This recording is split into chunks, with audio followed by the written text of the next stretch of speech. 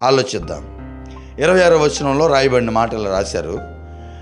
వారు కలిసి 1 సంవత్సరం అంతయు సంఘములో ఉండి బహుజనములకు వాక్యమును బోధించిరి. మొట్టమొదట ఆ మాట గుర్తుపెట్టుకోండి, మొట్టమొదట అంతియోకియాలో శిష్యులు క్రైస్తవులు అనబడి వారు ఎవరి గురించి వాక్యం మాట్లాడుతుంది? దైవజనుడు అయినటువంటి బర్నబా గారు అప్పుడే నూతనంగా మారు మనసు పొంది యేసుప్రభు వారి సువార్తలో బహుబలంగా వాడబడుతున్నటువంటి సౌలు గురించి రాయబడింది. వారు అనగా ఒకటి బర్నబా గారు, బర్నబాస్ అన్నారు దాన్ని ఇంగ్లీష్లో. సో బర్నబా గారు, పౌలు గారు 1 సంవత్సరం అంతియోకియాలో ఉండి వాక్యాన్ని బోధిస్తే మొట్టమొదటిసారి అంతియోకియాలో శిష్యుల్ని ఏమని పిలిచారట? క్రైస్తవులని పిలిచారు. సో ఈ మాటలు మీరు చాలా జాగ్రత్తగా ఆలకించండి. ఈరోజు అనేక మంది క్రైస్తవులు అవ్వాలంటే అథారిటీ ఏమని చెప్తున్నారు? చెప్పండి, ఏమంటున్నారు? ఒక వ్యక్తి క్రైస్తవుడని ఎలా గుర్తుపడుతున్నారు అని మనం సేవకులను అడిగితే వాళ్ళు మాట్లాడే మాట, ఎవడైతే వైట్ అండ్ వైట్ వేసుకుంటాడో వాడెవరంట? చెప్పండి, ఎవరంట? క్రైస్తవులు అనేవాళ్ళు ఉన్నారు. ఎవరైతే దేవుడి మందిరానికి వస్తున్నారో, ఎవరైతే ప్రతి ఆదివారం మందిరాన్ని విడిచిపెట్టకుండా మందిరాన్ని వెంబడిస్తున్నారో వాళ్ళు ఎవరట? క్రైస్తవులని లోకంలో ఉన్నవారు మాట్లాడుతున్నారు. కానీ బైబుల్ క్రైస్తవ్యానికి ఇచ్చినటువంటి అర్థం వేరు. ఈరోజు ఆన్లైన్లో మీరు చూడండి, ఒక 18 సంవత్సరాల కుర్రబ్బాయి యవనస్తుడు దేవుణ్ణి నమ్మానని ఒక యూట్యూబ్లో ఒక షాట్ పెడితే ఇక క్రైస్తవులంతా ఇక ఏ పొంగులేనట్టు వాడి చుట్టూతులే తిరుగుతారు. దేనికి? యవనస్తులు దేవుణ్ణి అంగీకరించారు. అవునా కదా? ఒక టీవీ యాక్టర్ ఎవడైనా సరే, ఓ జబర్దస్త్లో పనిచేసేవాడు కానీ, ఢీ షోలో పనిచేసేవాడు కానీ, లోకంలో ఇష్టానుసారంగా తిరిగేవాడు కానీ, నచ్చినట్టు బ్రతికేవాడు కానీ, ఈ బైబిల్ పట్టుకొని నేను యేసు ప్రభువుని సొంత రక్షకుడిగా అంగీకరించాను అని మాట్లాడితే చాలు, ప్రపంచం అంతా ఇప్పుడు వారి గురించి ఏం చేస్తుంది? జబర్దస్త్ షోలో ఇమ్మానుయేలు యేసు ప్రభువుని అంగీకరించారని ఇమ్మానుయేలు చుట్టూ తిరిగింది. ఏంటిది? క్రైస్తవ ప్రపంచం అంతా. మీకు తెలుసో లేదో, సుమారు 1 సంవత్సరం క్రితం ఆన్లైన్లో కృషిపాల్ అని ఒక అతను వచ్చాడు. మీకు తెలుసా? కృషిపాల్ అనే అతను జాన్ పాల్ గారితో, అంటే అతను బైబిల్లో నాకు చాలా పొరపాట్లు కనిపించాయి, నేను వెళ్ళిపోతున్నాను అని చెప్పి యూట్యూబ్లో ఒక వీడియో పెట్టి వెనక్కి వెళ్ళిపోతే జాన్ పాల్ గారు అతనితో ఒక చిన్న డిబేట్ చేశారు. మరలా అతను ఏం చేశాడంటే, లేదు నాకు పౌలు గారికి వచ్చినట్టు దర్శనం వచ్చింది, నేను మరలా పరిచర్య చేస్తానని పరిచర్యకు వచ్చి విత్ ఇన్ మంత్స్, చాలా కొద్ది నెలల్లో రామ్ చరణ్ ఎన్టీఆర్ గారితో ఒక సినిమా రిలీజ్ అయితే ఆ సినిమాకి వెళ్ళి రివ్యూ చెప్పాడు. ఎవరు? కృషిపాల్. నేను అడుగుతున్నాను, ఈరోజు అనేక మందికి ఒక నూతనమైన వ్యక్తి క్రైస్తవ్యంలోకి వస్తే వాడి క్వాలిటీ ఏంటి, వాడికి అర్హత ఏంటి, వాడికి ఎలిజిబిలిటీ ఏంటి ఏమీ తెలియకుండా క్రైస్తవ ప్రపంచం బాహాటంగా వారిని ఆహ్వానిస్తుంది. కాబట్టి పనికి మాలిన చెత్తంతా క్రైస్తవ్యంలోకి వస్తుందని నేను అంటాను. నేను రైటర్ రాను. ఈరోజు లోకంలో బ్రతికే ఒక తాగుబోతాడు, నేను దేవుణ్ణి నమ్మానంటే చాలు, వాడు నిజంగా మారాడో లేడో తెలీదు. వ్యభిచారం చేస్తే ఒక స్త్రీ నేను యేసు ప్రభువుని అంగీకరించానని ఒక మాట చెప్తే చాలు, వ్యభిచారం చేసిన స్త్రీ యేసు ప్రభువుని అంగీకరిస్తే ఏం చేయాలి? వ్యభిచారం మానేయాలా లేదా? వ్యభిచారం మానేయకుండా నేను దేవుణ్ణి అంగీకరించానని చెప్పి మరలా వ్యభిచారంలోకి వెళ్తే ఇప్పుడు ఆ వెనకాల పడిన క్రైస్తవ సమాజం సిగ్గుతో ఏమవుతుందంట? సో గుర్తుపెట్టుకోండి, ఈరోజు లోకంలో ప్రతి దానికి ఒక చక్కటి క్వాలిఫికేషన్ ఉంటుంది, అర్హత అంటారు దాన్ని ఇంగ్లీష్లో. నేను అడుగుతున్నాను, యేసు ప్రభువుని అంగీకరించిన తర్వాత క్రైస్తవులని పిలిపించుకోవడానికి అర్హత ఏంటి? ఈరోజు ఓ 10,000 రూపాయలు ఉద్యోగాన్ని సంపాదించడానికే మనిషికి ఏం కావాలి? ఏం కావాలి? ఎలిజిబిలిటీ, క్వాలిఫికేషన్ అన్నారు దాన్ని. ఓ 10,000 రూపాయలు ఉద్యోగాన్ని సంపాదించడానికి అర్హత కావాలి. ఓ 20,000 రూపాయలు డబ్బులు సంపాదించే వ్యాపారానికి అర్హత కావాలి. ఇంకో మాట నేను అంటాను, వ్యవసాయం చేయడానికి కూడా ఏం కావాలట? ఎవరైనా కొత్తగా పొలం పనులోకి వస్తే నువ్వేం చేస్తావరా, ఎండకు నిలబడతావా నువ్వు అన్నవాళ్ళు ఉన్నారా లేదా? సో ఊర్లో పొలం పని చేయాలంటే ఎండకి తట్టుకోవాలి, బురదలో నడవాలి, గట్ల మీద పాములు ఉంటే వాటి చూసి భయపడకూడదు. పురుగు మందులు కొట్టాల్సి వస్తుంది. అలాంటప్పుడు మనం కళ్ళు తిరిగి పడిపోకూడదు. ఇది ఎలిజిబిలిటీ. అంటే ఒక ఉద్యోగం చేయడానికి అర్హత కావాల్సినప్పుడు, ఒక వ్యాపారాన్ని చేయడానికి అర్హత కావాల్సినప్పుడు, ఒక వ్యవసాయాన్ని చేయడానికి అర్హత కావాల్సినప్పుడు నేను అడుగుతున్నాను, ఈ యేసు ప్రభు నమ్మాం, క్రైస్తవులను అనిపించుకోవడానికి మనకు అర్హత కావాలంటారా వద్దంటారా? పనికి మాలి చెత్తని క్రైస్తవ్యంలో నేను ఈ మాట అడుగుతున్నాను, పొరపాటుగా అనుకోవద్దు. పనికి మాలిన చెత్తని క్రైస్తవ్యంలో మనం తీసుకుంటున్నాం కనుకే ఈరోజు క్రైస్తవ్యం దిగజారిపోతుంది. అనేక మంది లోకంలో బ్రతికిన వారు ఇష్టానుసారంగా బ్రతికి ఒకరోజు బైబిల్ పట్టుకుని నేను దేవుణ్ణి నమ్మానని చెప్పి రెండో రోజు మరలా లోకంలో పోయి మందు తాగి వ్యభిచారం చేస్తే అవమానం నీకా దేవుడికా? దేవుడికి. సో ఆయన మాట్లాడుతున్న మాట, క్రైస్తవులని పిలిపించుకోబడాలంటే మొట్టమొదటి క్వాలిటీ ఏం కావాలి? లోకంలో ఉన్నటువంటి సేవకులు మాట్లాడుతున్నారు, నువ్వు వైట్ వేస్తే నువ్వు క్రైస్తవుడు అయిపోయావు అబ్బాయి అంటున్నారు లోకంలో. నువ్వు మందిరానికి క్రమం తప్పకుండా వస్తే ఎదుగో నువ్వే నికార్స్ అనే క్రైస్తవుడివే అంటున్నారు లోకంలో.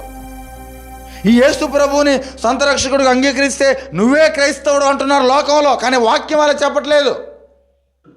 వాక్యం క్రైస్తవుడు అవ్వాలంటే చాలా నిబంధనలు పెట్టింది. వాక్యం ఒక వ్యక్తిని క్రైస్తవుడిగా ఎంచబడాలంటే, నీకు ఒక సర్టన్ ఉద్యోగాన్ని ఇవ్వాలంటే ఆ ఉద్యోగాన్ని నువ్వు సంపాదించుకోవాలి విత్ క్వాలిఫికేషన్.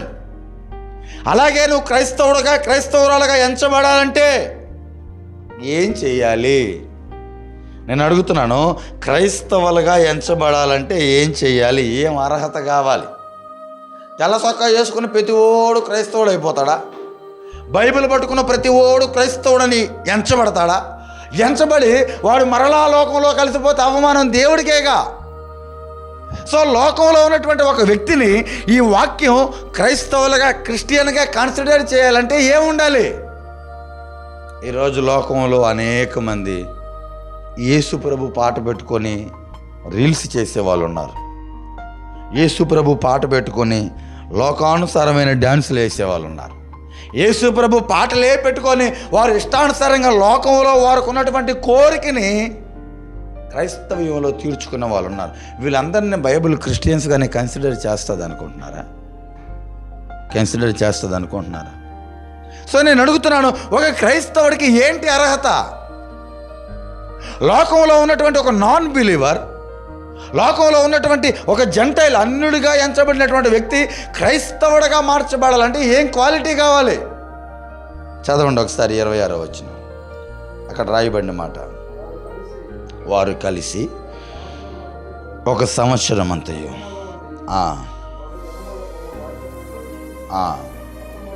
ఆ మాట గుర్తుపెట్టుకోండి. మొట్టమొదట అంతియోకియాలో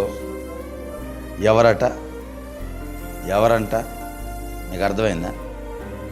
ఒక లోకంలో ఉన్నటువంటి వ్యక్తి ఎప్పుడు క్రైస్తవుడిగా కన్సిడర్ చేస్తాడంటే బాప్తీసం తీసుకున్నప్పుడు కాదు.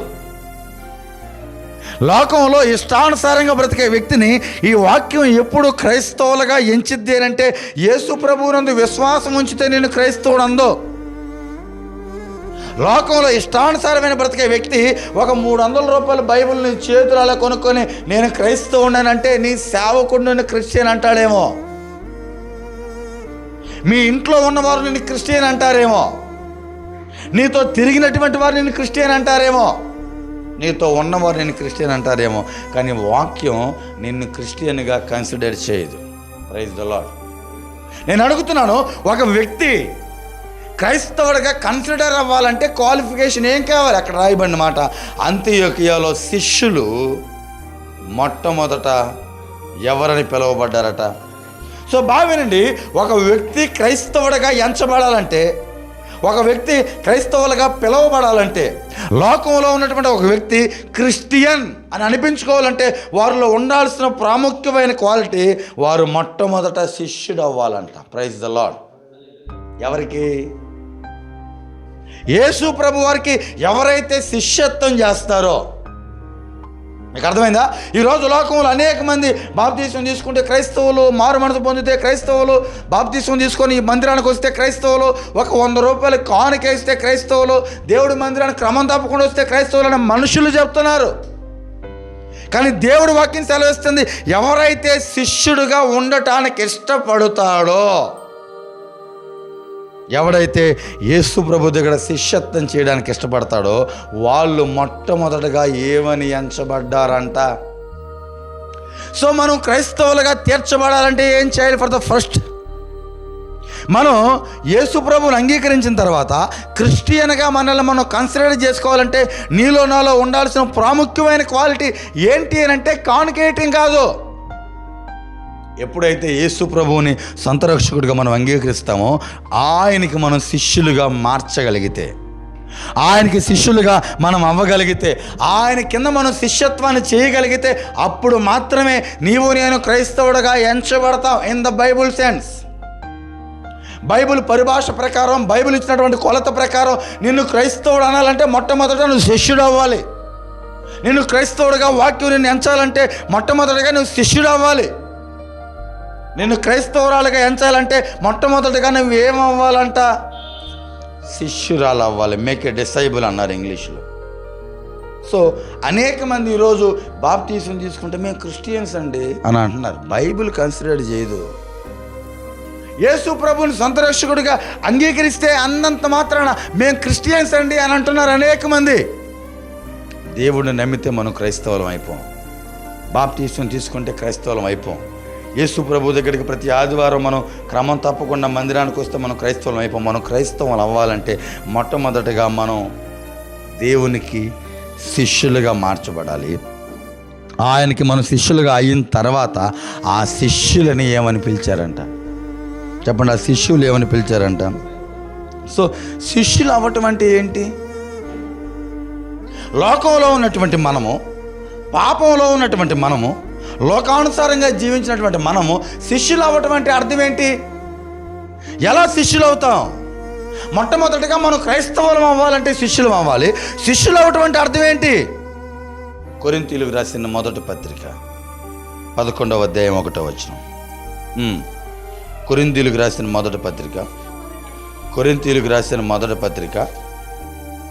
రాసిన మొదటి పత్రిక 11వ అధ్యాయం ఒకసారి 1వ వచనం. నేను క్రీస్తుని పోలి నడుచుకున్న ప్రకారము చాలని మీరును బావినండి.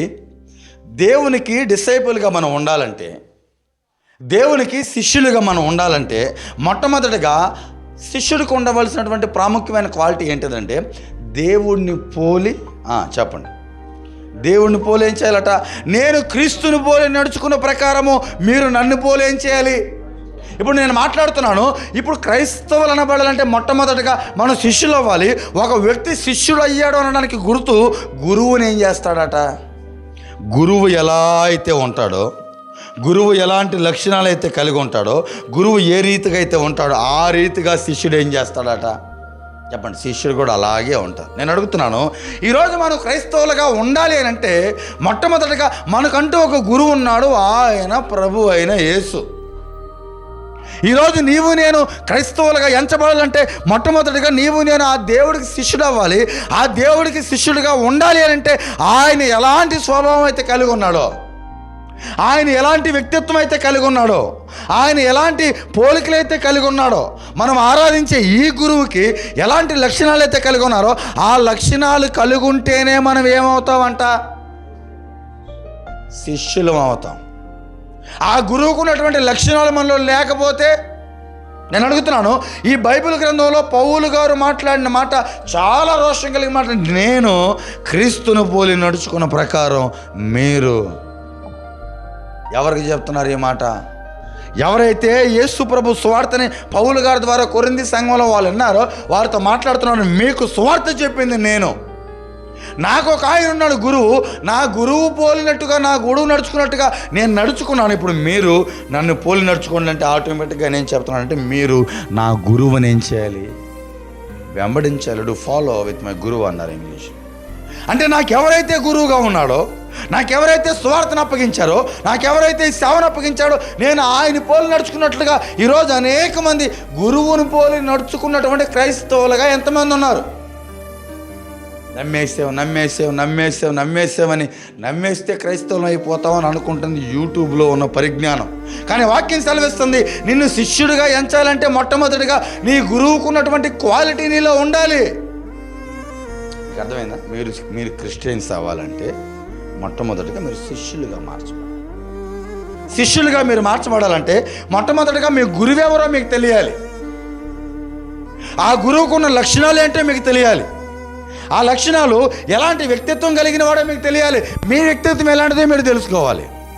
ఇవన్నీ తెలుసుకోకుండా మనం క్రైస్తవులం అయిపోతామా అంటే అదంతా నిష్ఫలమాము. మనం అనిపించుకుంటామంటే మనం క్రైస్తవులం అనే మాట మాత్రమే పిలిపించుకుంటాం తప్ప మన జీవితాన్ని వాక్యం క్రిస్టియన్స్గా కన్సిడర్ చేయదు కదా. సో చాలామంది ఈరోజు జాబ్ క్వాలిఫికేషన్ లేకపోయినా నాకు వచ్చేసింది నేనే వదిలేసాను, నేనే వద్దు అనుకున్నానని చాలా ఉద్యోగాలని దొంగ మాటలు చెప్పి వదిలేసానని చెప్తున్నారు. ఒకవేళ మనం వదిలేసినా సరే, మనం వదలకపోయినా ఆ జాబ్ హోల్డర్లు మనల్ని ఏం చేయరు, క్వాలిఫికేషన్ లేకపోతే కన్సిడర్ చేయరు. నువ్వు పక్కకి వెళ్ళమ్మా అంటారు. ఏమంటారు?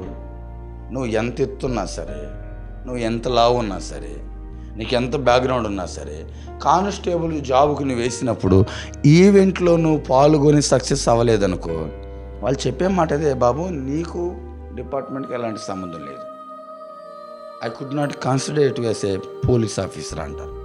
సో దేవుడి వాక్యం గురించి చెప్పేది ఏంటంటే, ఈ దేవుణ్ణి పోలినట్టుగా నీ నా ప్రవర్తన లేకపోతే, ఈ దేవుణ్ణి పోలినట్టుగా నీ నా పరిస్థితులు లేకపోతే, ఈ దేవుడు ఎలా అయితే బ్రతికాడో అలాంటి పరిస్థితులు నీకు నాకు లేకపోతే నీకు నువ్వు చెప్పుకోవాల్సిందంతే.